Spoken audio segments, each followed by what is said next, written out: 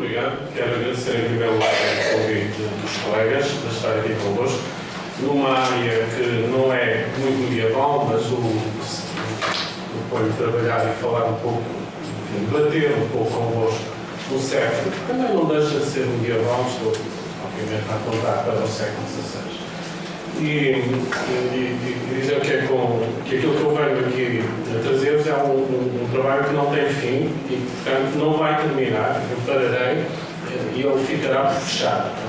Também venho de uma área, uma região que me ensinou a gostar de história monástica, onde o Santo dos Santos é uma capela que não tem abóbora, que se chama Capelas Imperfeitas. E, portanto, é um pouco a ideia e é um bocadinho o cordão que eu trago aqui, franciscano, perante vós, dizemos desde já que o que eu vos tenho aqui é trabalho em construção. São perguntas, são ideias, sendo que na parte final, todavia, vou centrar e focar para tentar redescobrir a vida material do mais importante dos textos portugueses, que é essa existência, é um mistério de Alcobaça, tentando mergulhar nos anos 1520 e 1530, que já é época moderna, mas também não deixa de ser ainda um longo prolongamento da Idade Média, e que espero possa deixar elementos de reflexão acerca do que é a vida num grande mosteiro cisterciense português, que por acaso, não é por acaso, é o maior mosteiro português de sempre, na Idade Média em toda a extensão das ordens, e é um dos grandes mosteiros da Europa, como todos sabemos.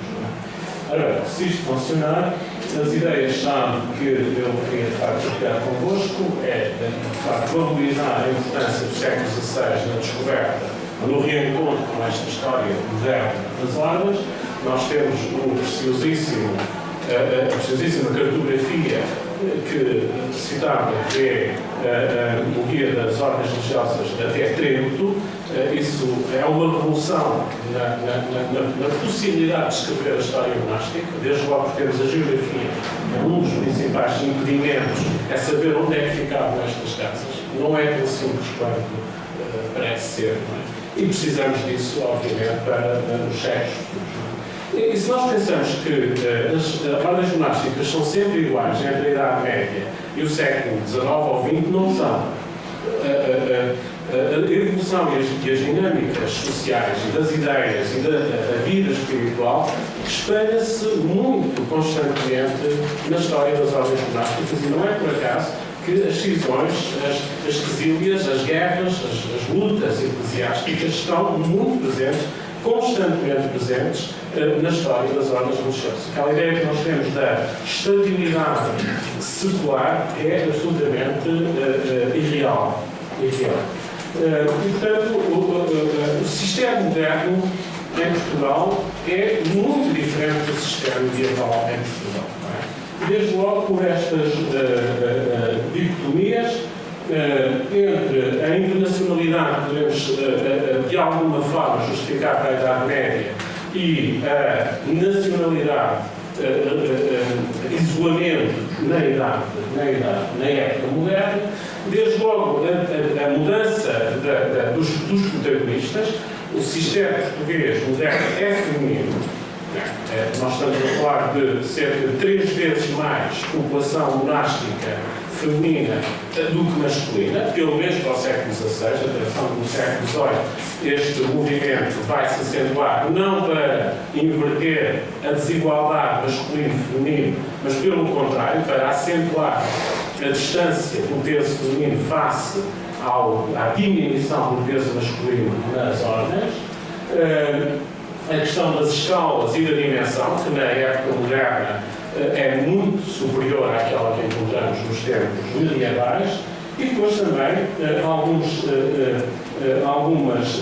alguns conceitos fundamentais da compreensão desta evolução e desta identidade moderna das ordens como a Cister, e tem a ver com estudar os conceitos e evolução das práticas da autoridade nos claustros, as questões das reformas nestes claustros, que são muito visíveis para os tempos modernos, da normativa, o aparato arquitetónico. Nós não temos raros, mas não temos mosteiros medievais que existem em Portugal. O que nós temos são mosteiros do ponto de vista arquitetónico, profundamente reconstruídos nos séculos modernos. E quando nós vamos ver um mosteiro medieval cisterciense, o que lá está é o espírito do medieval, não é mais o puro medieval que lá está. Desde logo, uma parte, o século XIX reconstruiu completamente as idades médias monásticas no nosso país. E, portanto, quando entramos em Alcobaça, quando entramos em Lourdal, ou noutros mosteiros, nós não estamos a mergulhar numa idade média pura. Longe disso. Não é? E também os aspectos que têm a ver com a santidade, porque a época moderna monástica portuguesa é construtora dos modelos de santidade que hoje em dia fazem parte da vida exemplar da espiritualidade católica, sobretudo. E reparem, os santos medievais são beatificados e canonizados na época moderna, ou na época contemporânea, desde logo, beato São Luís de Santa Maria. Ora bem, à saída da Idade Média, nós temos 215 casas masculinas em Portugal, temos 57 casas femininas, e é óbvio que não é novidade para ninguém, mas à frente de todos estão os franciscanos. E não é novidade para ninguém, porque todos nós temos no nosso, de alguma forma, imaginário sobre o mundo monástico esta ideia do burel franciscano e do cordão dos três nós, que povoam, de facto, o imaginário popular português e o nosso imaginário, que é dominantemente antoniano, franciscano e recorrentemente também declara de Assis. Ora, quando terminamos este percurso secular monástico em Portugal, portanto, de 1834, 32, 34, as ordens e os conventos que nós temos em Portugal, a partir de uma estatística, atenção, apresentada pelo Manuel Bernardo Fernandes em 1887, que não é absoluta, mas é interessante do ponto de vista dos indicadores que tem. Nós temos, efetivamente, este conjunto de casas monásticas, de que os franciscanos são, enfim, de longe, aumentar imenso número de claustros no território português. Vamos dizer que temos 379 casas masculinas, 95 casas femininas, num total de 474 casas recenseadas, não são todas, mas são aquelas, enfim, visíveis, o que significa que aumentou, não 100%, mas aumentou quase para o dobro, entre 1500 e 1884, o número de casas religiosas em Portugal, e, portanto, como vos mostrava, fixava-se nas 474 casas. Enfim, mesmo que vá às 500 casas, diremos e poderemos ter esta ideia de que eram casas a mais para as capacidades do metrópole, para as capacidades insulares. Mas no Império, nem tanto. Há muito pouco monaquismo, há algum monaquismo no Império, mas não aquele que poderia ter, de facto, sido favorecido. Portanto, dizer, o sistema não se interessa claramente pelo Império, como durante muito tempo outras ordens resistem à missionação do Império. É preciso forçá-los e obrigá-los à missionação. Bom, mas temos aqui, de facto, esta estatística geral que vos trago. Do ponto de vista do século XVI, e muito rapidamente, já que falamos de estatística, só para vos dizer, mosteiros fundados no século XVI, enfim, na aurora da modernidade, beneditinos 9, cistercienses apenas 5, não é? Os cistercienses nunca se caracterizaram pela quantidade, caracterizaram-se, sim, por escalas de património e de riqueza significativas, mas nunca por uma quantidade significativa de casas, tanto mais também que sobre o ambiente medieval, não é? Moderno, como vemos. Dos Jerónimos temos 6, isto para o século XVI.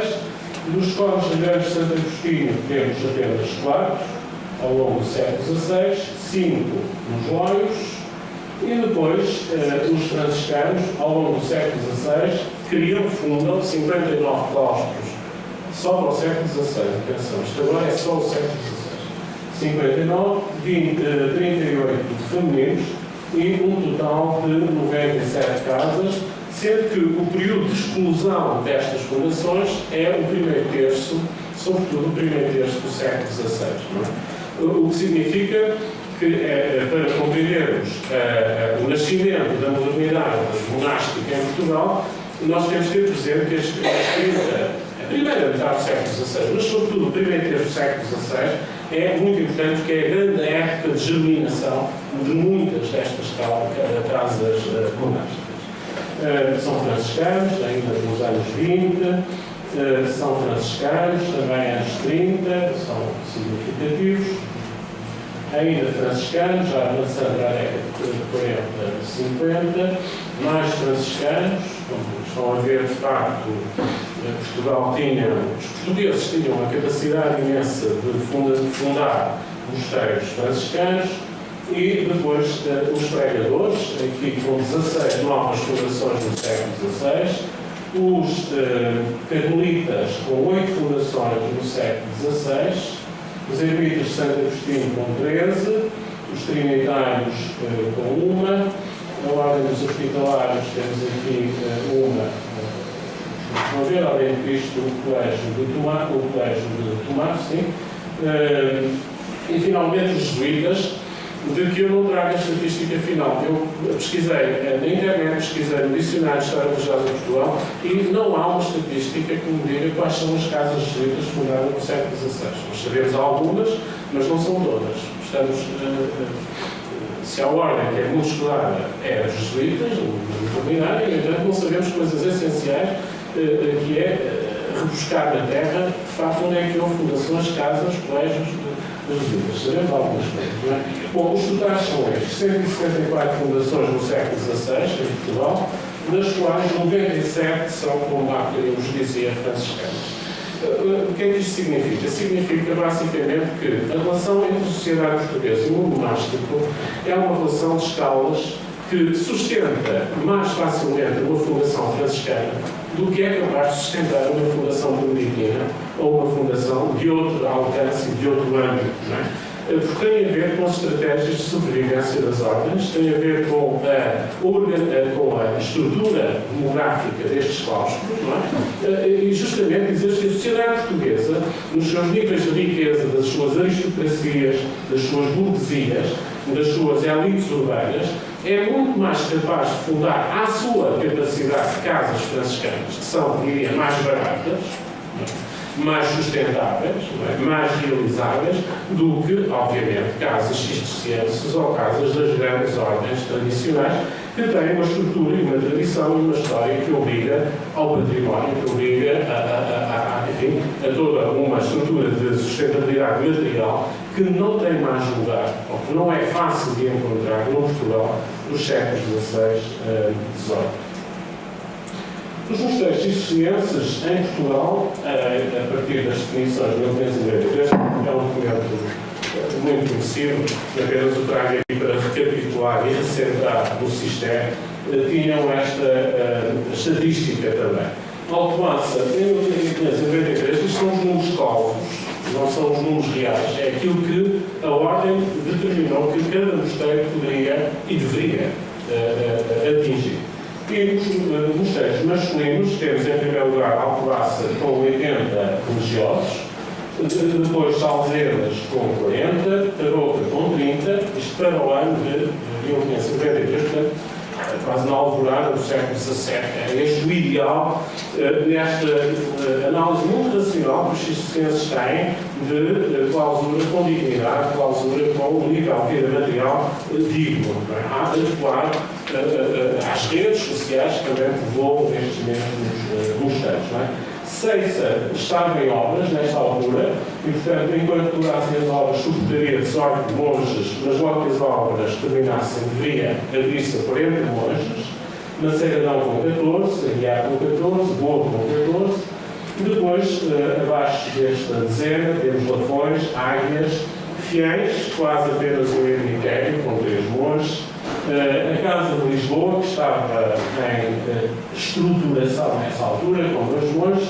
Até então, na Idade Média, os negócios da ordem em Lisboa são muito devidos ao povoado de Alcobaça, ou então pela comunidade masculina de Odivelas, que funciona quase como um convento de apoio ao Mosteiro das Lonas, mas que por exemplo, algo de visitação, em 1530, os monges de Odivelas é como se fosse uma comunidade ao lado de outra comunidade, e portanto isto também não está muito estudado no sistema português, nem para a Idade Média, nem para os períodos modernos, que são estas outras células masculinas satélites dos mosteiros femininos e que funcionam com vida própria, funcionam com recrutamento próprio. O que faz, Picões da Júnior estavam ligados à Oseira, como sabem, e portanto os dados para 1593 indicam um máximo masculino de 221 monges cistercienses. E agora, reparem, por contraste, a diferença feminina. Então temos o primeiro e maior mosteiro Odivelas, isto em 1593. Atenção, porque se formos para o século XVIII, estes números duplicam por vezes. Não? 120 monjas, o Lourão com 112, Arouca, Celas de Coimbra com 80, Castres com 70, Porto Alegre 60, depois Cós, Albuquerque com 50, Tavira com 40, o que faz com estes números 552 monjas, ou seja, 3 vezes mais população drástica do que aquela que encontramos para os mosteiros masculinos. Isto é uma realidade nova no sistema português, porque na Idade Média as proporções, embora se reconheça o peso efetivo de Arouca ou de Lourvão, ou até de Odivelas, não temos números nem números extremos definitivos, mas estamos a falar de uma proporção em que domina claramente o número masculino no sistema medieval português. No tempo moderno, esta razão, esta lógica é completamente invertida e somos forçados a reconhecer que, quando falamos de sistema em época moderna em Portugal, no século XVI, o protagonismo de sistema é a mulher, não é necessariamente do homem. É evidente que o sistema português em 500 é dominado por questões de nascimento, desde logo o problema dos comendatários, com os estigmas que a historiografia cisterciense cria geralmente acerca dos comendatários, o que não é totalmente verdade. Há comendatários que são bons administradores, bons governadores das suas casas monásticas. Não se pode dizer que o cardeal Dom Henrique tenha sido um mau administrador da Alcobaça, não foi verdade, ou que tenha sido um homem que tenha prejudicado o sistema em Portugal, não foi. Isso é absoluto, aliás. Como também sabemos que o Dom Miguel da Silva foi bispo de Viseu, não é? E que foi comendatário de ordens religiosas, não é um mau administrador, apesar de ausente. Pelo contrário, há ganhos muito significativos patrimoniais nessas casas. E dizer, por outro lado, que o sistema do século XVI português está constantemente em reforma. Desde logo, a nova reforma para a congregação, que conhecem, e essa reforma da congregação não é episódica, quer dizer, não acontece num ano e todos aderem. Não, a reforma é paulatina, é dilatada no tempo, à medida que os abares vitalícios ou que os comendatários vão abandonando as comendas ou os abares vitalícios vão desaparecer, então esses mosteiros vão sendo admitidos à congregação e há constantes reformas de visitações, constantes mudanças que são conhecidas. Vejam, por exemplo, a ordenação em 1593, com a publicação das definições, das regras gerais dos estatutos da ordem em Portugal, esta afirmação do sistema português, que nasce, aliás, no século XV, a primeira congregação cisterciense portuguesa, ainda é do reinado de Afonso V, quase ninguém valoriza esse Estado, mas já há uma autonomia política, enfim, assumida em relação à França no século XV, e depois dizer que, efetivamente, que avançamos para esse campo. Uma outra característica do sistema português quinhentista é o constante estado de obras nos mosteiros. Sobretudo na primeira metade do século XVI, não há mosteiro que não tenha sofrido ampliações, obras, renovações, mudanças.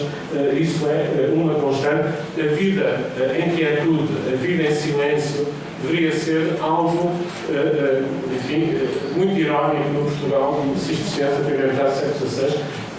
Tantas eram as campanhas de obras que o Rei Dom Manuel mandou fazer, que o Rei Dom João III patrocinaram, e, portanto, muitas vezes aquela ideia do silêncio do claustro era uma exceção e não, eventualmente, uma regra. As obras de São Bento da época muito documentadas, porque são, geralmente, há uma característica do sistema português moderno, são obras patrocinadas pelo Rei de Portugal. Não basta o erário dos mosteiros e o pecúlio da congregação. A verdade é que as ordens monásticas em Portugal, em particular o sistema do século XVI, depende muito da esmola régia, da densa régia, dos padrões reais. Bom, não são só os cistercienses, mas estes são particularmente. O que significa que a intervenção arquitetónica dos cistercienses tem sempre o cunho do Rei de Portugal. E, portanto, como todos sabemos e compreendemos, não pode ir abaixo de um determinado nível de exigência, de dignidade e de investimento que é próprio do real patrono. E não é só o edifício que vai patrocina, são as obras, o mobiliário artístico, a encomenda artística que vem preencher, que vem trazer imensa riqueza aos oratórios das monjas e dos monges dos seus outros mosteiros. Ora bem, em 1530, 2030, o documento não está datado. Este é outro problema que se falava, é que para estudarmos a história das ordens religiosas em Portugal nos séculos modernos é preciso reencontrar os arquivos. E os arquivos, por exemplo, o de Alcobaça está relativamente ainda perdido.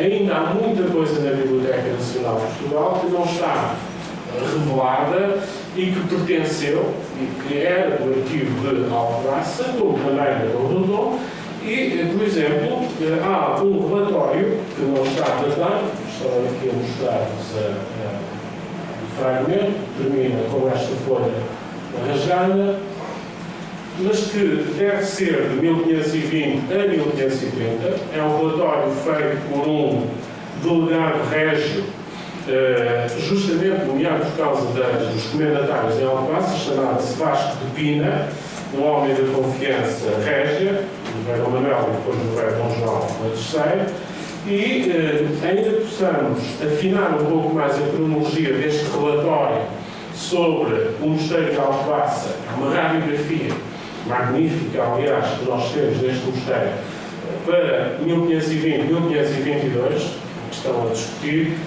Estamos na década de 1520 e gostava de partilhar convosco então algumas informações desse tal trabalho em produção, em descoberta, sobre o que era o Mosteiro de Alcobaça em 1520 e 1530. E o Vasco de Pina é um homem que andou a servir o rei em Marrocos, é de facto um dos grandes oficiais ao serviço da coroa portuguesa nesta época. É um indivíduo com um espírito muito organizado. O relatório dele é de um contabilista minucioso, e nós ficamos a conhecer por dentro a vida material da comunidade de Alcobaça entre 1520 e 1520, agora dizia-vos mais para 1520. Já é época moderna. O mosteiro contava nesta altura com 33 monges professos, 5 noviços e 7 barbados. É esta a comunidade da grande abadia de Alcobaça, que as lendas populares e as lendas recriadas pelos cronistas diziam que Alcobaça teve 1000 monges. Há lendas que estão nas crónicas. Nunca teve. Alcobaça nunca passou acima dos tais 80 que ali estavam. 45 religiosos em Alcobaça nesta altura. O rei queria, todavia, que Alcobaça aumentasse a capacidade de recepção de religiosos para 60 monges, 60 religiosos. E, portanto, o relatório do Vasco de Pina é analisar o que existe, o que se consome e o que é preciso, de acordo com as instruções do rei, para que o mosteiro possa sustentar 60 religiosos. E, portanto, os religiosos, obviamente, que tinham muitas despesas e a fecundidade deste relatório é que nos permite efetivamente encontrar pessoas que comiam, bebiam, vestiam, consumiam produtos de higiene. E, portanto, nós entramos, visitamos o mosteiro, na realidade, na realidade material, na sua vida material. E eu enunciarei alguns elementos para ficarmos mais informados sobre o que era o maior mosteiro português neste contexto histórico, não é? Em primeiro lugar, numa comunidade monástica, o pão. O pão. Sabemos que o pão é fundamental na história de qualquer mosteiro. Isso significa que cada monge tinha uma dobrada e uma quarta de pão por dia, chamada refeição, e um alqueire de pão, de acordo com as contas de Vasco de Pina, ganhava ou dava para entre 12 e 10 dobradas. Dobradas é o pão que se faz no alqueire de trigo. Medida que deveria dizer-vos que eu não vou ler todos os números que aqui temos, seria muito enfadonho, mas tentando resumir, dizer-vos que cada dia ao forno do mosteiro iam 30 alqueires de trigo, ou 30 alqueires de pão, mas atenção, a minúcia do relatório do Vasco de Pina diz que desta farinha, destes 35, 36 alqueires de trigo que iam ao forno, 10 alqueires eram dados a peneirar para pão branco, ficando entre 5 alqueires e meio e 6 alqueires de farinha limpa, o demais em sêmia e em farelo, 4 alqueires a 4 alqueires e quarta. O relatório é muito minucioso em todos os aspectos. Eu não vou estar a ler tudo, mas vou dar-vos alguns elementos. Quer dizer que a sêmia produzida destes 30 alqueires era usada para o pão dos criados da ordem, que não comiam o pão branco. Esses são os monges. E os farelos, todos nós sabemos, nesta antropologia do pão, não é? Que a farinha, quando sai da mó, é? Tem que ser peneirada e dá farelo, e dá sêmia, e dá farinha branca, não é?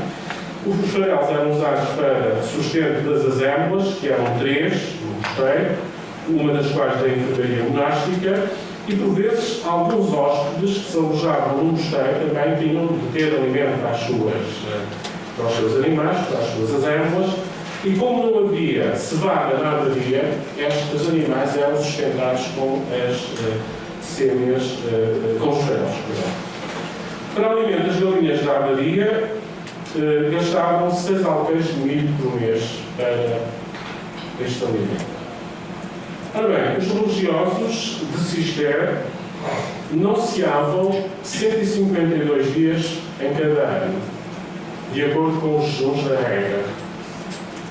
Bom, depois do pão, os monges de Alcobaça consumiam vinho, aliás, muito vinho. Cada religioso que comesse no refeitório, se estivesse fora da abadia ou na enfermaria já é diferente, tinha direito a 5 quartilhos de vinho. Bom, isto significa um volume de vinho de 38 almudos e 1 quartilho a cada monge por ano. Era muito vinho, 38 almudos de vinho por ano, mas era do direito. Quando a comunidade chegasse aos 60 religiosos, que o rei queria, este vinho, obviamente, aumentava para 2.231 almudos, seria aquilo que se calculava necessário. Para as missas de cada dia, consumia-se em Alcobaça uma canada de vinho, o que significa 30 almudos e meio de vinho por ano para missas na abadia. Para o misto, se dava a 6 oficiais, o que lia à mesa, aos 2 que serviam no refeitório, ao refeitoreiro que administrava a cozinha e a 2 cozinheiros que auxiliavam, quando mandava a regra, a cada qual enchia uma canada de vinho por dia. Tudo somado, o mosteiro de Alcobaça consumia anualmente 2.342 almudos e 3 canadas de vinho, sendo que cada almudo de vinho naquele tempo custava R$30 à pica do lagar e R$40 se limpo. O relatório é absolutamente minucioso neste caso. Os monges de Alcobaça comiam também muita carne de vaca. De cada vez, depois da batida, tiravam-se os chambões e do que ficava faziam-se postas a olho, de maneira que em cada posta, depois de cozida, houvesse um arrato. Havia 4 ou 5 anos, todavia, que foi introduzida uma novidade no mosteiro de se pesar a carne crua, o que prejudicava os pratos, porque o peso da carne crua face à carne cozida diminui muito, não é? E, portanto, os pratos queriam que o peso fosse em cozida e não em carne crua. Havia 6 monges idosos no mosteiro que, por serem idosos, tinham direito a uma ração complementar. Este cuidado com os mais velhos era real naquela comunidade. No todo, a comunidade de Alcobaça consumia 285 arrobas e 2 arracas de carne de vaca por ano, ainda que o Vasco Pina nos diga as quebras do talho, e enfim, não vamos agora ver quanto é que ficava no talho, mas era muita carne de vaca. Os monges também consumiam ao ano, durante 75 dias, dos 120 em que podiam comer carne, à razão de meia ráquel de carne, carneiro. E estes 75 dias do ano em que eles podiam comer carneiro, tinha de ser carneiro cozido, a cada um de meio ráquel, ao jantar, portanto, à hora do almoço, sensivelmente, não é? Sempre que os oficiais da casa, o abade ou o prior, neste caso, que não tinha abade, tinha comendo da carne, ou os oficiais tinham sempre em dobro. É uma questão de ressarcimento, de exercício de um ofício, não é? À ceia, os monges comeriam carneiro, mas desta vez assado, não cozido, mas assado, para evitar também o fastio de comer sempre a mesma coisa, confeccionada da mesma maneira. No todo, gastavam-se 92 arracas de carneiro cozido, ao ano 6.927 arracas, enfim, temos aqui as contas feitas. Por outro lado, dizer-vos que em 45 dias em cada ano, dos 120 em que era consentida a carne, os monges tinham direito a comer, em 45 desses dias, carne de porco fresca. Cada religioso, aliás, tinha direito a 92,5 arracas de carne de porco nesses 45 dias. Tudo era aproveitado, desde as tripas, a postura, tudo é aproveitado e tudo é aqui exposto, não é? Consumia-se também no mosteiro, no tempo em que não havia carne de porco fresca, toucinhos, gastando-se 60 toucinhos por ano com o alimento aos monges. E depois dizer-vos que havia 8 festas por ano em que se davam galinhas e defeito ao convento. O defeito era um complemento de 14 carneiros que se acrescentava ao que vos anunciei. Cada monge tinha direito a 3 quartas de... cada 2 monges tinha direito a 3 quartas de alqueire de manteiga e tinha direito a 240 ou 230 ovos, cada 2 ovos por ano. O prior conventual tinha reforço neste campo. Dizer-vos que nos dias de carne, e apenas nos dias de carne, os religiosos consumiam um total de 200 queijos.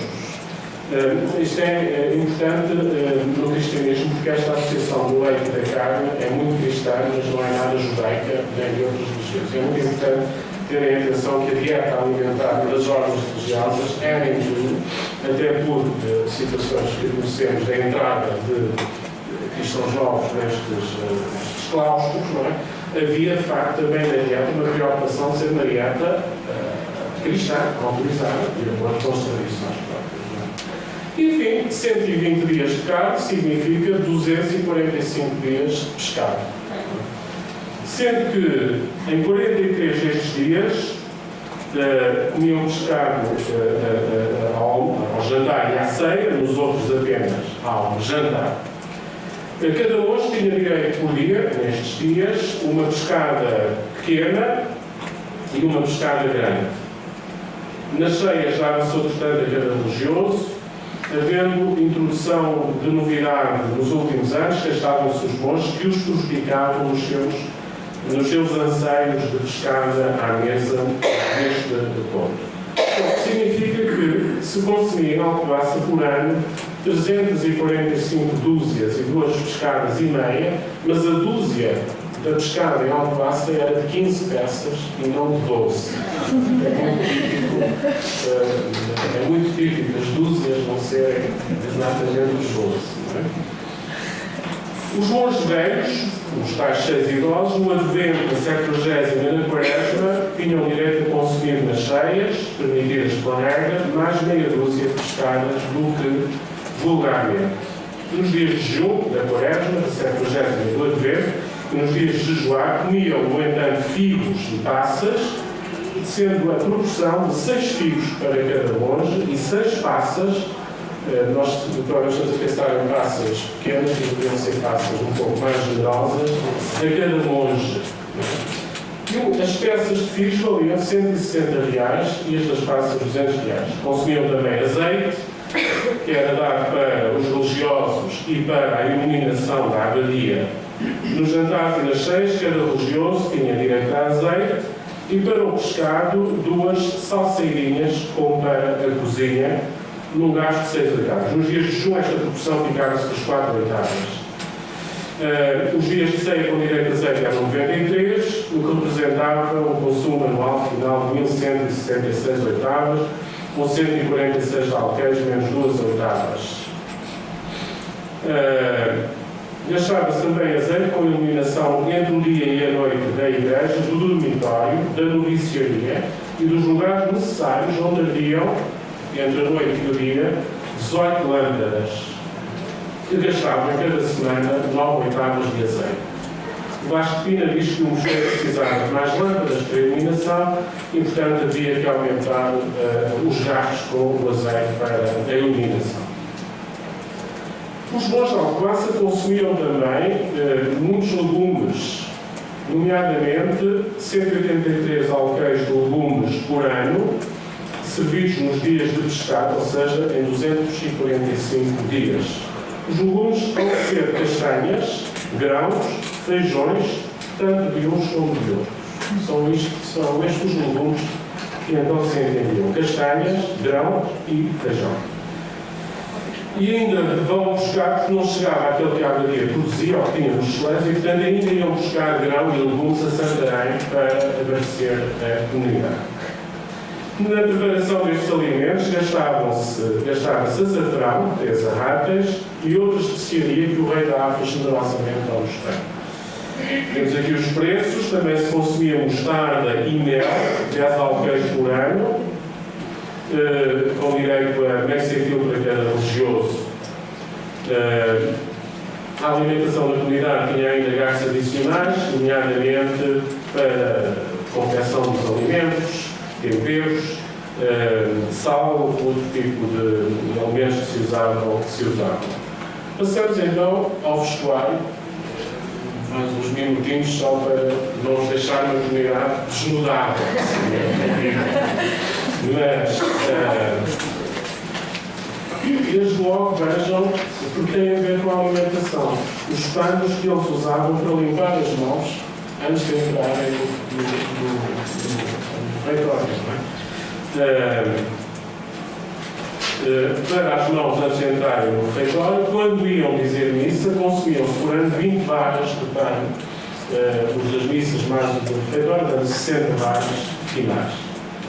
Além destes panos, os monges também tinham gastos com bacios, salseiras, albarradas de estanho, bacios de pão, escodelas para o outro refeitório, portanto deve ser para o refeitório ou da enfermaria ou dos conversos. Eram precisas também caldeiras e grelhas e outras miudezas incertas que não são avaliadas aqui. Cada monge tinha direito a uma cobula num ano e no ano seguinte a uma saia longa. Cada cobula levava 10 varas de pesetas de Inglaterra, dando-se em dobro ao período da comunidade, num total de 60 varas. Cada saia longa, do mesmo tecido das cobulas, ou seja, tecido inglês. Eles não usavam tecido português, era tecido inglês, que era melhor, obviamente.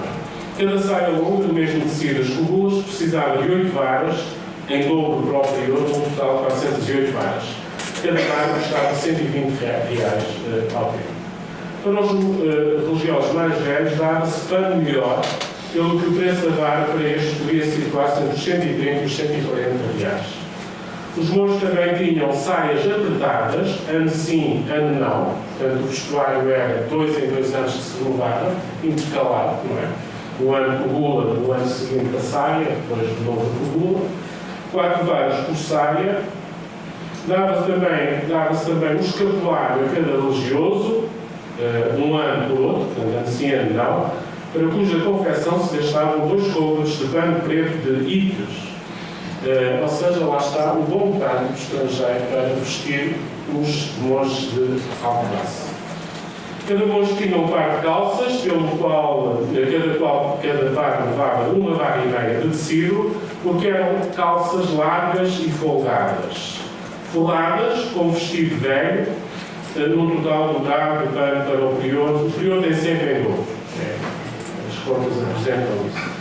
Os monges tinham também direito a um par de camisas de pano de lã mal apisolada, a 6 varas por par, para o seu vestuário. Os religiosos de Alcobaça tinham ainda em cada ano um bragueiro, que era como que um gibão em que atacavam as calças, uma espécie de jaqueta, uma espécie de gibão de couro, onde depois prendiam as calças. Mas esta dádiva, de alguns anos à data do relatório, tinha sido suspensa com protestos da comunidade, que achavam que havia direito a isto. A causa é porque os vestidos velhos os faziam os monges. Mas porque a regra determinasse que os vestidos velhos se deviam dar por amor de Deus, quando lhes davam os novos, removia-lhes a consciência por ser contra a regra, pedindo-se ao rei que determinasse nesta matéria o que entendesse por melhor. Dava-se a cada monge 2 carapuças, uma para a noite e outra para o dia. Cada carapuça levava uma quarta de vara, somando 25 varas anuais de gastos.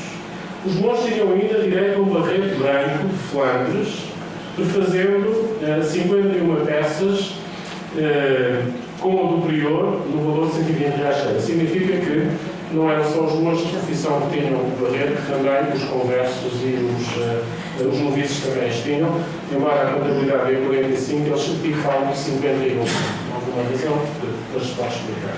Os barbados recebiam o vestuário ao mesmo tempo que os monges, mas de pano pardo, a saber, um ano de capas e outros saias longas. Cada capa levava com o seu capítulo 9 varas. Como os barbados deveriam ser em número de 10, atenção que, explicar isto, quando Vasco faz o relatório, estão 45 religiosos na abadia, mas há 6 religiosos que estão fora da abadia. Por isso é que fazem entre os 50 e 51. É por causa disso. E há um conjunto de barbados que não estava na abadia naquele momento. As saias longas levavam cada uma 8 varas, etc, etc. Cada barbado tinha um par de calças, cada barbado tinha 2 carapuças de pano pardo, etc. Em algo que menos acontecesse, não é? Os barbados tinham também direito a um par de camisas em cada ano. Finalmente, dizer-vos que os monges tinham direito a cintas de couro branca de bezerro e um par de facas. Todos nós estamos habituados a ver nas iluminuras os monges com o cinto, muito divino, não é? Mas nós estamos muito habituados a vê-los com 2 naivas, com 2 facas, 2 canivetes, que usavam para a comida e que usavam para o trabalho, enfim, quando era necessário. Não era com intuitos sanguinários, mas metiam respeito. Vou falar convosco, olhando para as 2 facas que traziam presas no cinto, não é? Como se fossem pequenas espadas, não é? Não bastavam as despesas com tecidos e vestuário dos monges e dos barbados. Acrescentava-se agora o custo dos alfaiates. Tudo isto somava. Cada coluna, por exemplo, custava em alfaiataria de 40 reais, mais 3 reais para linhas.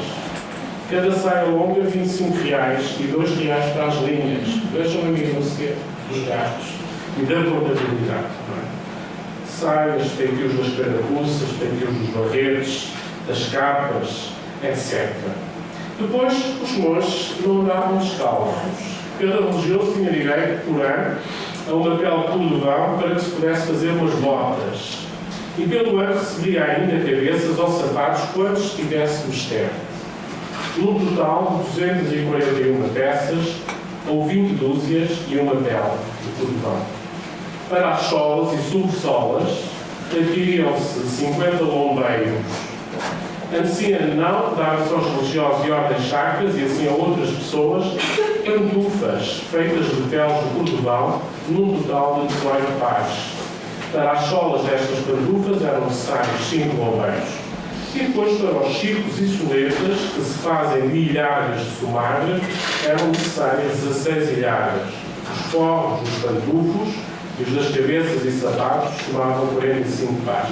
Bom, etc, etc. E diz o Vasco de Pina, os monges queriam, todavia, que estas fossem dadas, tanto aos de ordens sacras como aos outros, pela grande frialdade desta casa. A Badia de Alcácer ainda é um espaço muito frio e muito desagradável, e, portanto, esta preocupação não vos clare para tornar mais cómoda a vida no mosteiro. Temos aqui os preços das peles de cordão, bem curtidas, dos bombeiros, vamos avançar, não vou avançar. Depois também os custos de fabrico no calçado. Os custos com a compra das ferramentas para os sapateiros, das formas, das agulhas, das chovelas, das sedas e das outras coisas miúdas que eram necessárias para a vida na comunidade, que é, como vemos, um pouco autossuficiente. Ao tempo que Vasco de Pina arrolava estas despesas, habitava na casa um familiar, não diz quem é, mas não é um monge, é alguém que foi para lá com a ordem do rei. Isto era normal nos mosteiros da época, familiares. As tais recolhidas que depois vamos encontrar nos domingos, que tinha, que consumia exatamente como se fosse monge, chamado-se familiar. Bom, familiar, eventualmente também da ordem, mas não se nomeia quem é, porque é significativo. Não se quer dizer quem era este familiar. Depois, para a higiene pessoal de cada religioso, havia direito a um honorável sabão em cada 2 meses para a sua higiene. Depois, para as despesas de sacristia, também se era necessário algum sabão, uma arroba.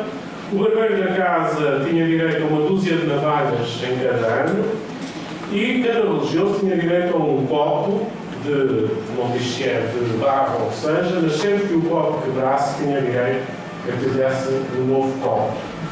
Havia despesas incertas, nomeadamente com utensílios de trabalho, com criados necessidades de trabalhos inesperados, e tudo isso era além destes custos, não é? Logo, os produtos alimentares entravam também a casa, entrava também o sal para a casa da enfermaria e para as freiras de Cós, havendo ainda direito a pitanças de nozes,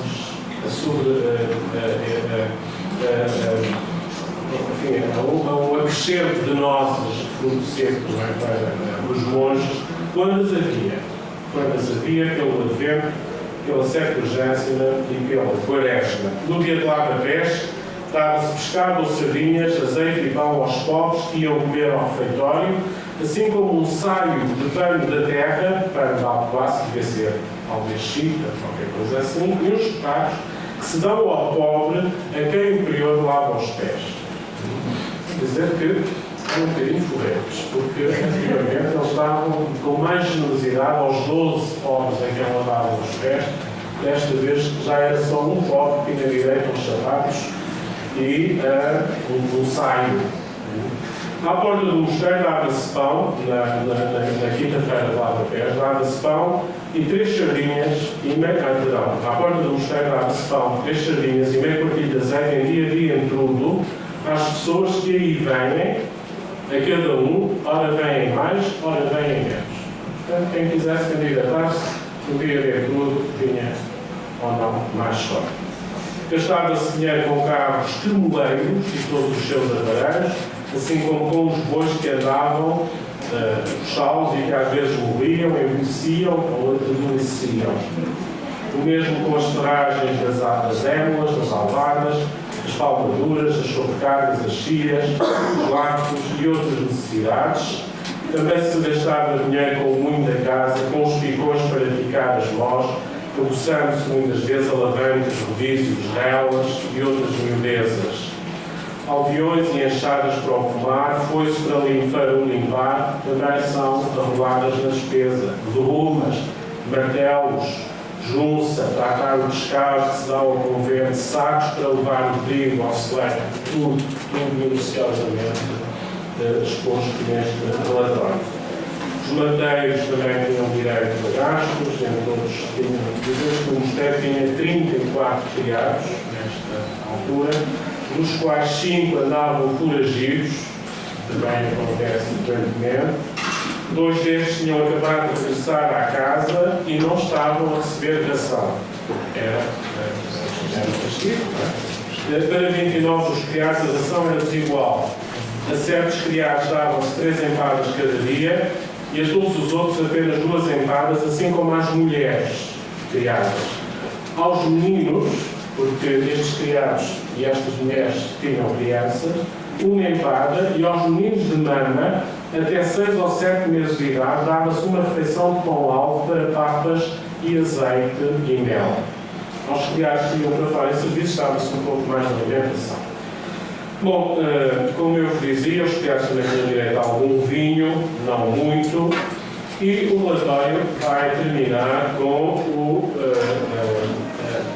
algo que fazia parte das contas da Alcobaça e que é o rol das despesas das monjas de Santa Maria de Cós. Para estudar Santa Maria de Cós, não encontramos esta informação em Cós, nem nos arquivos de Cós. Ela aparece na abadia da Alcobaça.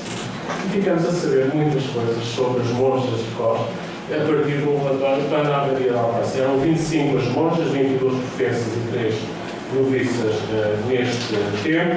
Não vos vou amassar outra vez a dizer o que comiam, o que bebiam, também bebiam água, faz-se justiça, não há gastos com vinho com os religiosos, há com os criados, e portanto calçado e tudo isto. Estes são alguns dos temas dos itinerários que têm a ver com a elucidação da história monástica portuguesa, a começar por a história monástica da principal abadia de Cister em Portugal. Todos nós pensamos ou pensaríamos que há um universo escondido, um universo infinito, e cada mosteiro é um universo com muitos silêncios, com muitas omissões, com muitas falhas de informação, o que torna a história monástica muito dispersa e muito temível. Nunca ter a ideia de que se pode esgotar a história de um mosteiro ou a história de uma ordem ainda bem.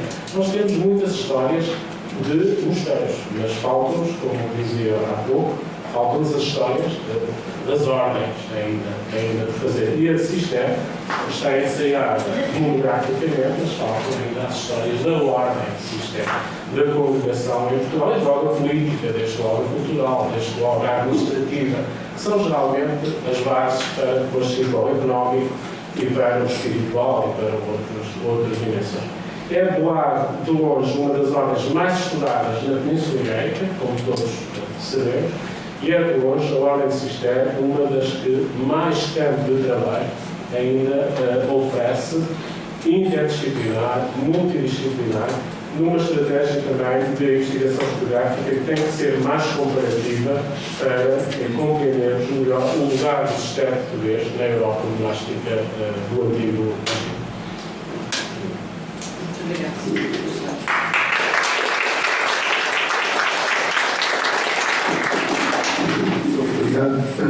Obrigado por teres feito. E vamos passar mais uma vez, e como é que costuma o nosso debate, que normalmente é interessante e que traz novidade naquilo que são as aportações. Vamos talvez hoje conter-nos um pouco, porque temos depois o lançamento do livro, como todos temos ouvido, não só o que a filosofia nos vai dizer, mas a ver-nos um pouco lá está escrito e falarmos entre nós, mas deixaria o espaço para talvez fazer alguma intervenção. Estamos. Só para desencadear o debate e para facilitar os restantes membros nas suas reflexões antes de colocarem questões, colocava 2 perguntas muito rápidas e breves. A primeira, sobre a demografia do mosteiro. O Dr. Saúl disse que tem a ideia de que raramente o mosteiro teria tido mais de 80 monges no século XVI, Porquê é que teria então uma estrutura física tão grande? Que provavelmente, pelo menos aparentemente, parece que poderia acolher mais do que esse número de monges. Essa é uma primeira questão. E a segunda tem a ver com o relatório interessantíssimo, cheio de dados muito importantes para a reconstituição da vida monástica, mas que me levanta algumas questões. Por exemplo, sobretudo relacionadas com as motivações que o terão determinado. Estava alguma reforma em curso? Foi feito apenas pela necessidade de haver um controle maior dos gastos do mosteiro? Quem é que o ordenou? O rei? E se foi o rei, porquê? Nesta altura o mosteiro não tinha acomodado o Afonso? Tinha já acabado de sair. Portanto, gostava de perceber melhor as motivações, que causas podem ter determinado este relatório e qual seria a sua função para a vida da própria comunidade. Então, a desproporção entre a estrutura física da Alcobaça e a comunidade é típica dos mosteiros de Cisterna. Em primeiro lugar, nós temos igrejas e temos claustros, no caso de Alcobaças, estão lá ainda 3 claustros, mas foram mais. Todavia, há sempre uma discussão muito grande entre o espaço construído e o espaço habitado. Por exemplo, a igreja de Alcobaça não é uma igreja para o povo. Aqui, caímos em nós. Porque é que uma igreja tão grande, 118 metros de eixo, comprimento, não é uma igreja para o povo. Em Cisterna, a grandeza é, obviamente, paradigmática da espiritualidade e do louvor a Deus, não é? Com a exigência arquitetónica que nós estabelecemos, mas as igrejas de Cisterna não são igrejas de paroquialidades, não são catedrais, são apenas e exclusivamente para a comunidade religiosa, que é pequena e que se hierarquiza naquele espaço. Não é? Estamos, portanto, com a previsão do Ordem 93 de 80 monges, até 80 monges, significa que os não teria. Podemos admitir que quando se faz um capítulo geral, que enfim há mais de 30, 40 pessoas na casa, mas mesmo assim continua a haver muito espaço.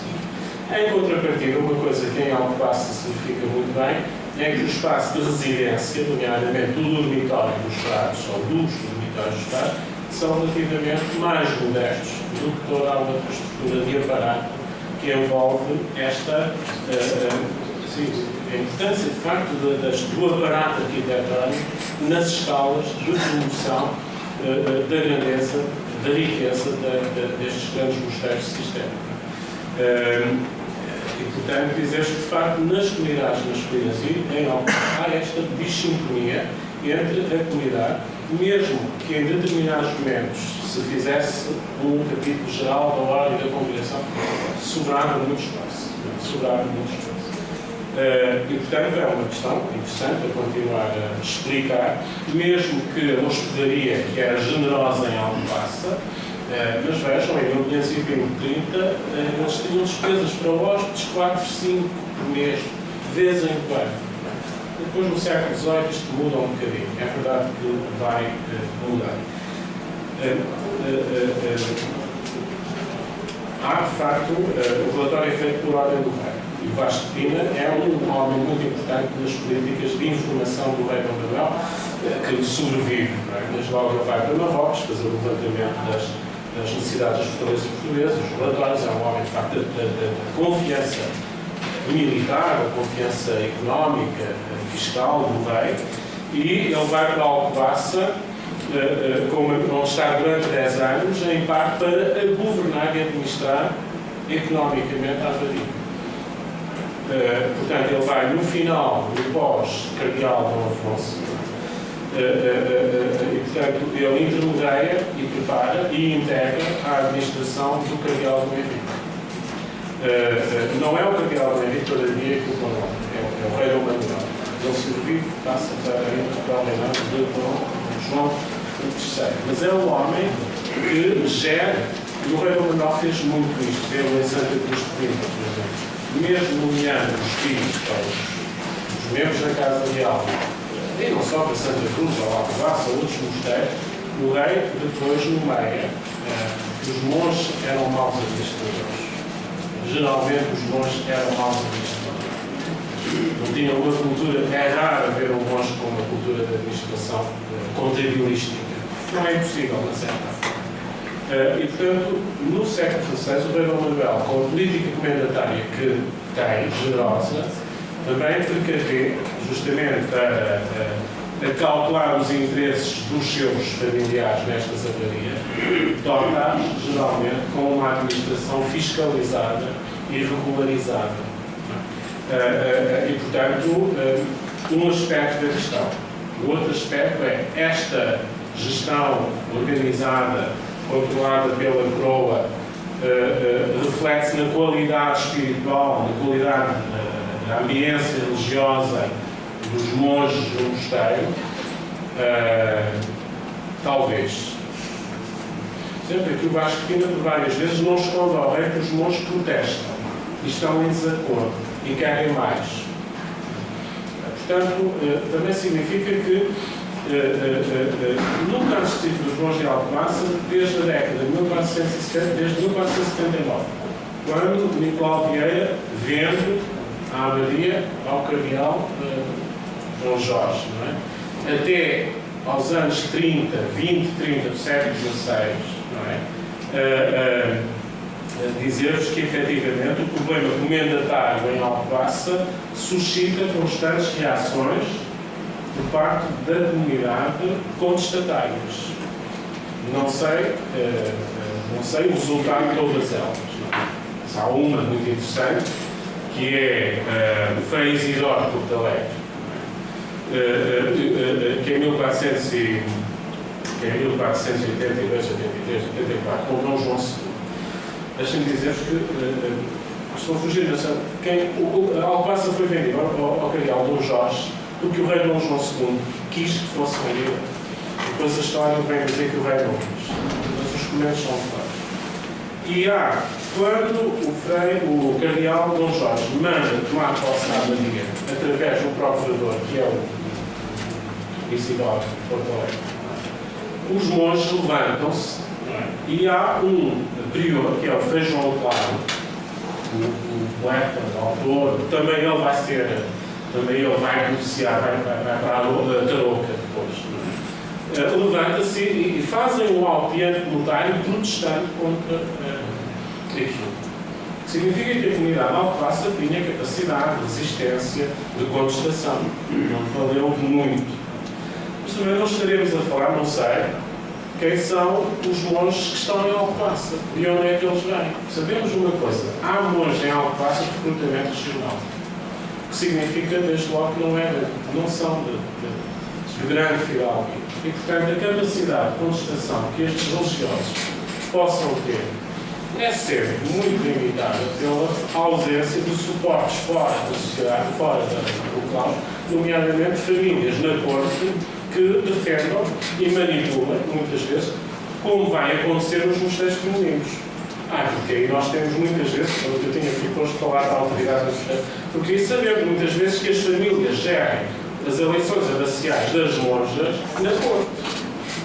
Mas isso há relatórios, isso há cartas, isso há denúncias. Em Alcobaça não. Temos esse recrutamento social dos monges de Alcobaça. Há um ou outro, sim, nós conhecemos os Mendonças, conhecemos um ou outro, são que se fazem boas famílias. O que significa, desde logo, que eles têm uma capacidade de apoio fora do mosteiro, junto da corte, que é limitada, muito limitada. Portanto, há reformas em curso, mas há o cuidado do rei em ter, o rei Dom Manuel tem este cuidado, de facto, isso é inegável, em ter uma boa gestão nas grandes abadias do seu Portugal. E, obviamente, que o rei tinha interesse em ter comunidades exemplares. Não temos casos de escândalos. Não há casos de escândalos que se conheçam na vida nesta época, a não ser a questão dos comendatários, mas isso é uma situação política, é uma situação administrativa. Então, há coisas que também ainda não sabemos. Podemos tentar averiguar a tal prosopografia que se falava aqui, que nos vai ajudar a identificar quem é monge em Alcobaça, quem são os superiores da comunidade, como é que eles se realizam. Já sabemos um bocadinho mais como é que se formavam. Os melhores iam se formar a Paris. Sabemos, eles tinham boa formação biológica, alguns dos melhores tinham. Enfim, não é por acaso que nascem em Alcobaça a escola de historiografia do Brito, eles têm uma grande nível de formação, que é muito interessante na Europa Católica de França. Então, Dr. Paiva, há questões que ficam ainda para encontrar respostas mais definitivas em relação ao porquê deste trabalho. Mas o relatório em si é de facto fino e até esta capacidade governativa e de ingerência nos assuntos da Igreja, por parte da Não, ou do Dom João III. Estamos aqui na fronteira entre um e outro, embora eu me imagine que isto possa ser ainda de 2022. Mas falta a data.